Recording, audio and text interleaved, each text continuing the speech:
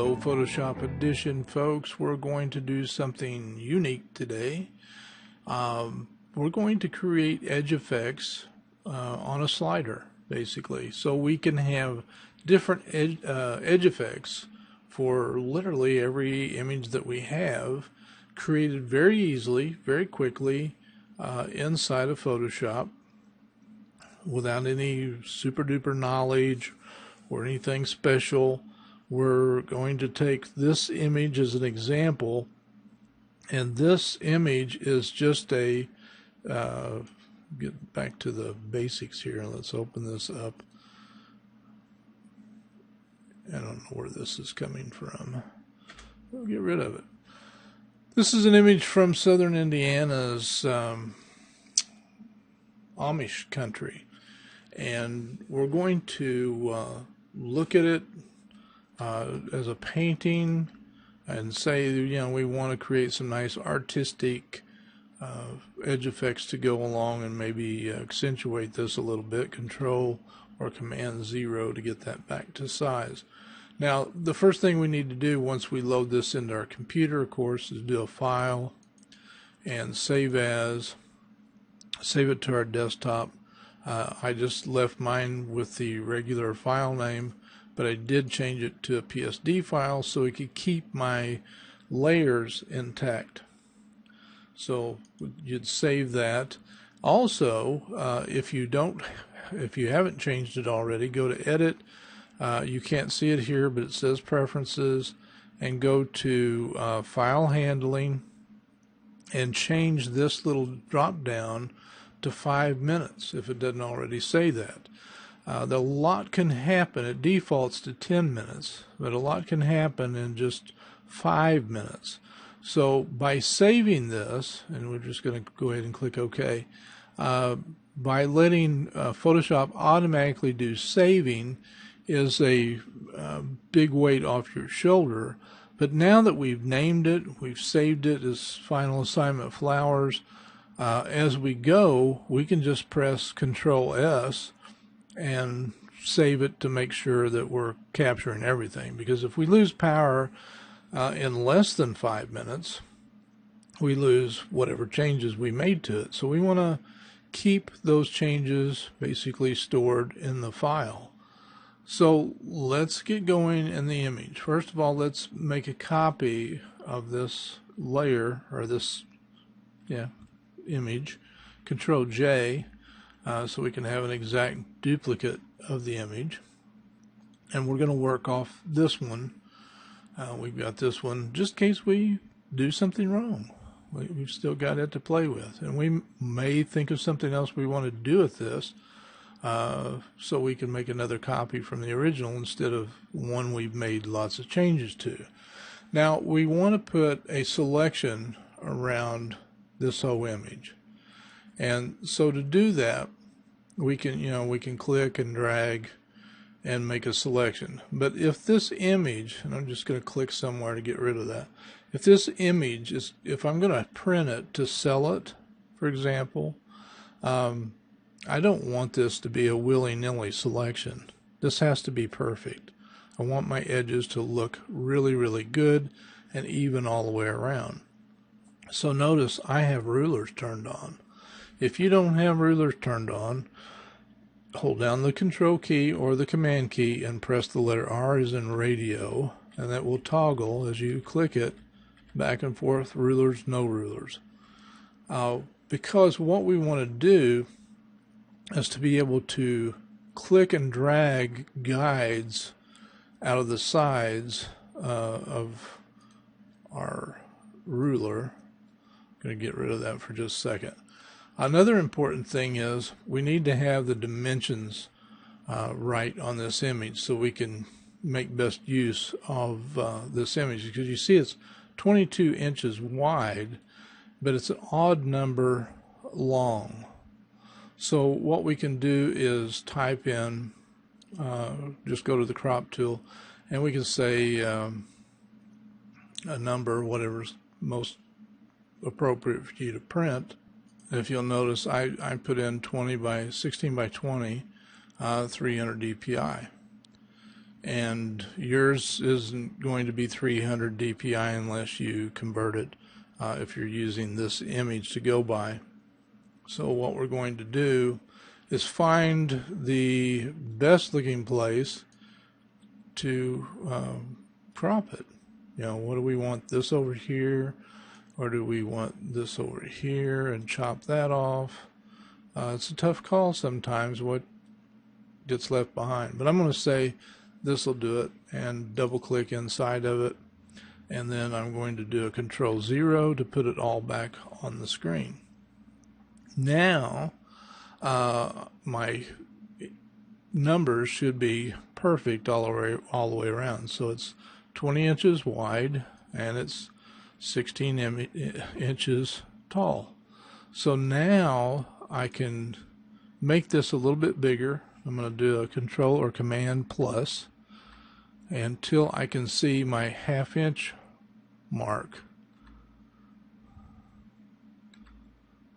So there's my half-inch mark. So I'm going to move this over. I'm holding down my space bar and dragging it over. I want to see the top and the side. So I can turn on the move tool and click and drag and go right over here to the half-inch and let go. That's my left guide. I can do the same thing from the top. Click, take this down to the half. And if you have a hard time getting that just right on the half-inch or whatever number, hold down your Control key and it'll just go right where you want it to go. Alright, now we need to go down to the bottom, so I'm just going to use the scroll bar there. And I'm going to drag a guide from the top again and go down to this little half-inch mark. Now I'm going to go to this side over here, and I need to put a guide right there. So I'm just going to click and drag, holding down the Control key, so I want that precise. Let go. Now Control-0, Command-0 on a Mac, and we have our guides perfectly set up. So we take our marquee tool, rectangular marquee, click up here at the top left, drag it to the bottom right, and it should snap to it. If it doesn't, you might want to go to View and say Snap To. And then when you put this in, you click down here and it's not really snapping. See, it's really not doing anything. So let's go back up to View and Guides. See, it turned it off. So by default it should be on, and it just snapped right to it. Now we can turn the move tool back on and get rid of these guides if they bother us, and they do bother me. I'll be very honest with you. So you just click and hold your mouse down and drag them right back into the rulers, and they're gone. Okay? Now go back to the rectangular marquee tool because we don't have the button we need up here. So if we click this, because we have a selection around the half-inch border, we can go and click on Refine Edge. Now a lot of people would use 3/4 inch or maybe even inch, and that's your call. You're the artist. You're going to be using it on your work. I like the half-inch, so we can fix it if we need to on the fly. So I'm going to Refine Edge, and excuse me. The trick is now to go to Radius. Oh, let's make sure we're on the right thing.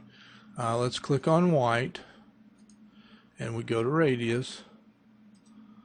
Actually, I think yeah, there we go. We got the effect going. Now, if you don't see anything happen immediately, you'll see possibly the little thing turning down here in the bottom of your Refine Edge palette. It takes a while to run this around the whole edge. So you can see based on where you run the radius how deep this gets. Sometimes it's better, sometimes it's not. But you see how foggy it is around the edges. So we run the contrast over until that really gives us some nice looks. So sometimes less is more, more is less, whatever. You just keep running it till you like the looks of it. And like I say, every image that you run this on is going to be a bit different. So I like what we've got here. I'm going to click OK.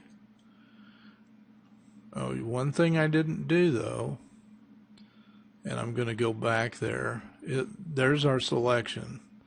So I need to do a step. So I'm going to do a Control Z to get our exact marching ants back. Click Refine Edge again. I'm going to bring this over. See the wheel run. Get a little deeper. Sometimes it doesn't make sense if you go too far. So we'll run that on over until it clips those edges just the way we want them to be. And sometimes you can go all the way over and it does the trick better, but it's up to you. Sometimes closer in here gives us the little fine details that we might want. So go down after you complete that and do a new layer with layer mask and then click OK. But one other thing we can do is shift edge. So if we bring that in, you see we can significantly change what that border is going to look like. So that's another way to vary how this is going to affect our image. So we click OK. And now we're going to get a new layer with a mask on it so we can control it. So here we are. If I click that eyeball off, you see what we've got around there. And what I like to do is the layer directly under the good image. I like to click on the new layer icon, and then I fill it with white. My default colors aren't there, so I'm going to press the letter D, and I'm going to fill that with white. So I hold down my Alt key or Option key on a Mac and hit backspace. Sorry, that was backwards. Control or Command backspace. Now if we look at the edges, you can see a really nice creative look to it, but it is pretty close to the edge, right? So what I'm going to do is go back up to this layer right here and highlight it and do a Control T, and that puts the marching ants on. And I'm going to, I can't see my bounding box very well, so I'm going to do a Control or Command minus to bring that in. And we can hold down the Shift key and just bring that in however far we want from both sides. And again, we could have employed the guides real quickly to make that happen, or again started with a much larger border to begin with. Maybe would have been a good idea, but I kind of like doing this because I never know what effect I'm going to end up with, how extended some of these edges might be. So I try to just give myself enough room for a signature down here in the corner, and just, you know, enough white space that looks nice. And then I double click inside the bounding box, and that completes the transformation. So I'm going to do a Control or Command plus. Now you see we've got a black line of color going down here. Well, that's still a mask right here. So if we turn on a brush, make sure your brush isn't the mixer brush, just a regular brush, and we want to go up here at the top, turn on a regular brush. Softness can be on all the way, that's cool. And then we go on here, and you want to make sure you're using black. X will change it to black. And then we can do the old click and paint, and then come down here and shift click, and it'll paint right over that other stuff. So you see, we down here at the bottom, we've really got a nice cool look all around here. We've got a complementary edge going on that really lends itself, Control or Command 0, lends itself to the overall image, I think. Now, if we want to go a bit further and do this, well, let's take this layer here that's still good, and we can go up, drag it up above this layer, and we'll take this layer here, click on the mask, and hold down the Control key. Notice it turned into a square. That's actually a selection square.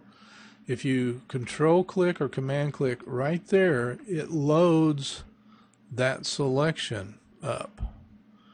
Now let's see what we get if we just Command click over here on this. We don't get anything. Now what we can do, if we say we like the way this looks right now, we can apply, I'm going to do a Control D, Command D on a Mac. We can apply this mask if we're happy. And then if we hold down the Control or Command key on a Mac and click, you see the marching ants are just around the image itself. So if we click on this one and turn it on, go up here, you see we've got the crazy marching ants already there. But now let's click on the marquee tool again so we get the refine edge back again. It brings up the current situation with the nice edges that we already created, and we can run the radius out. Watch as it changes.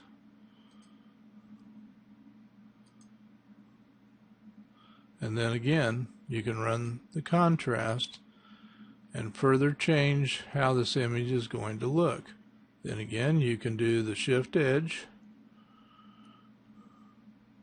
And if you're happy, again, new layer with layer mask, click OK.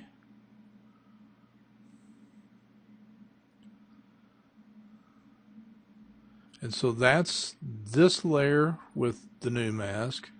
We turn that one off and we see the other mask. Look at the bottom.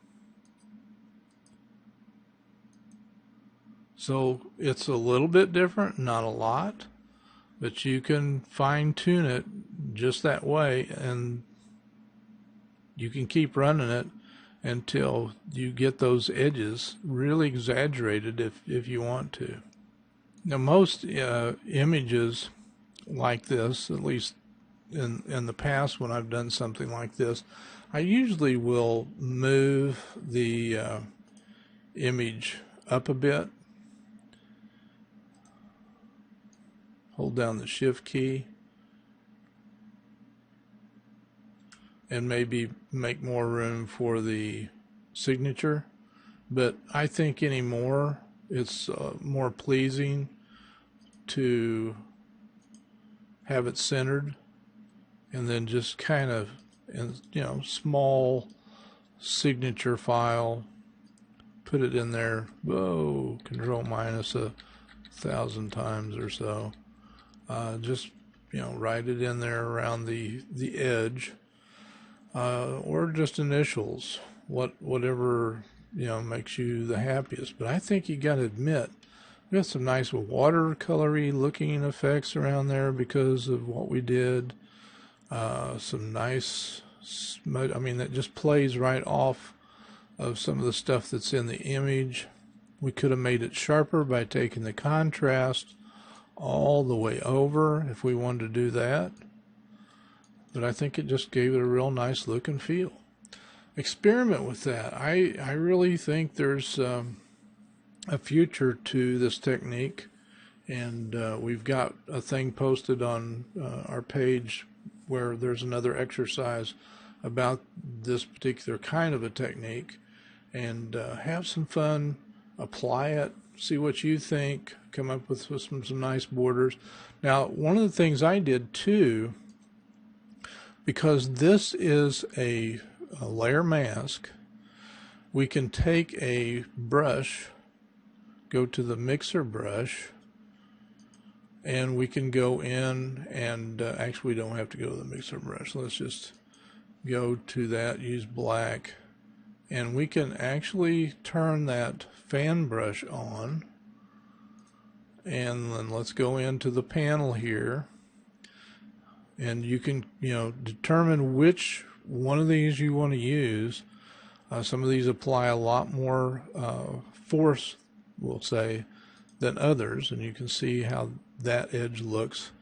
I'm going to move this out of the way for now, and then you can just go along the border, and I didn't turn that on mixer after all, did I? So got to make sure we're on the mask, not the image. And then,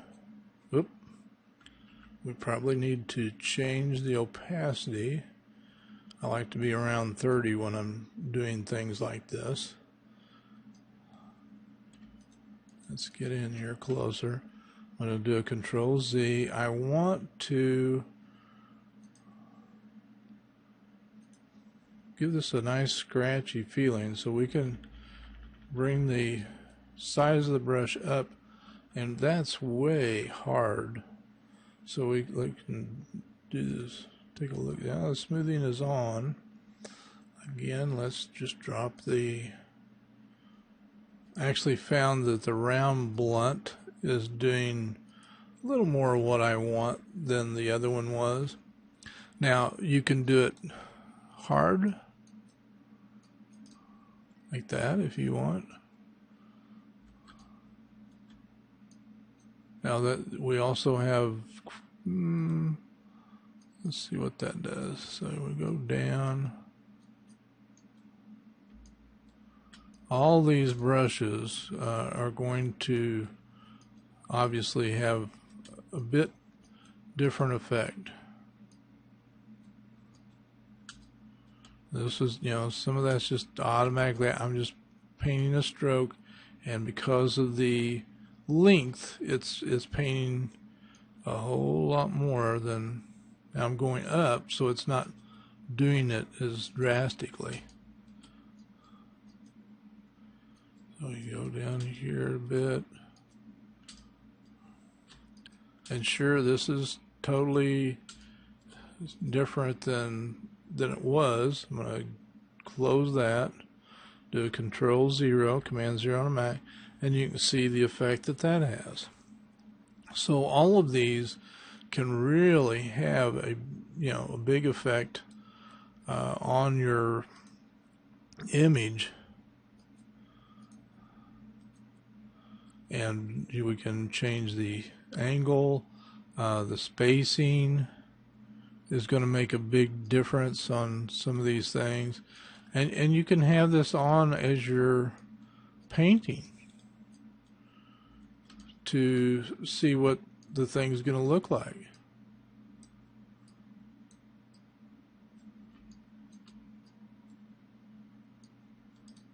And then if you don't, like it quite so much, you switch it back to white, because we are in the mask.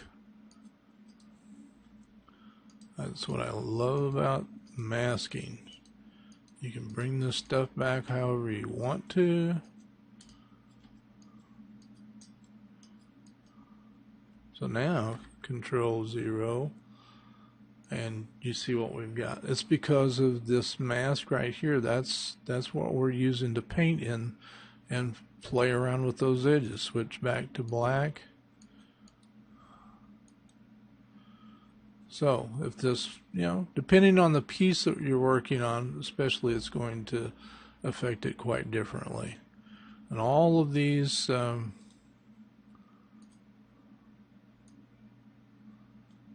brushes are going to behave differently depending on all of these sliders. Let's see.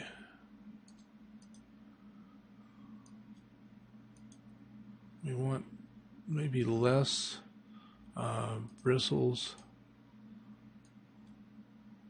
still yet.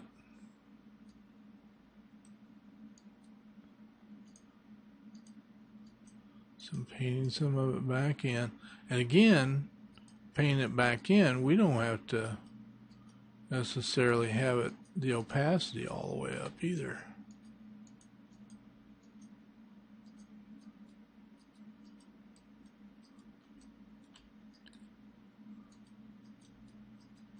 And just paint over it and over it and over it, and it keeps coming back in. Control 0. Turn this off. All these brushes just behaved differently as you work on them. If it's on 100%, obviously it's going to bring it back real quickly. 100% said. There you go. So have some fun with this technique. There's just no end really to what you can do, and if you remember to save this out as a new let me go back here so you can see what it says. Come down here and new layer with layer mask, so it will give you this mask to work with. So now when I paint, turn that brush back on, I can bring back the stuff on the sides